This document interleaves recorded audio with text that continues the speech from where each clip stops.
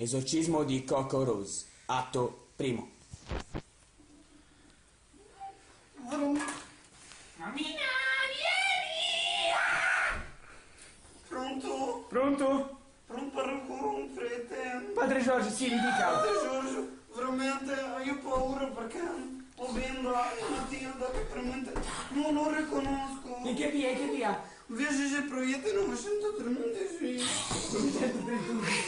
Corre però! Sì, stiamo arrivando. Che problema? Veramente. Che problema? Che problema? Mi dica. Non lo so, lei dice tutti i nomi. Cittadino, troia! Ok. Sto arrivando. Veramente, quanto tempo? Massimo 20 minuti. Prego, però, Esorcismo di Coco Rose, atto secondo. Siamo arrivati.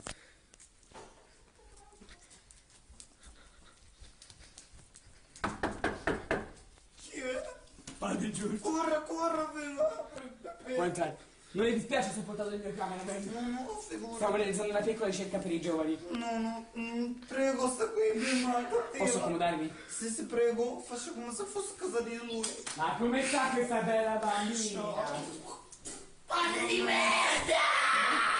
Oro! Vai, cittadino! Non si preoccupi, venga qui. Non ho paura! Tu sei vicino. No, te prego! E sentiamo se sente. Aiuto! Mia bimba! No! Mi prenda dell'acqua santa, signora! Mi prenda dell'acqua santa ora! La situazione è più grave di quanto pensavo. Si tratta di Morak Bali! È proprio dentro di lei! Come il pugile! Io dell'acqua santa è troppa! Mi prenda un bicchiere! Un piatto di... Oh mio Dio! Ti sono tutto il pisello! Prendi! Quell'acqua ora mi serve! Ma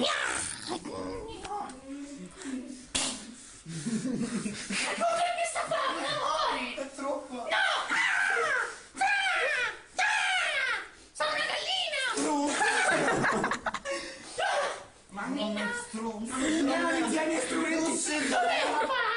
Dobbiamo stargli tutti vicini! Venga qui signora Giuliana, dobbiamo recitare il sacro comandamento! La somma algebrica dei numeri di oscillazione deve essere 0! Metalli, non metalli! Assido, anidride, idruro, idrace! Dana se drace tu! Che soluzione! No! Padre Giorgio non fallisce mai.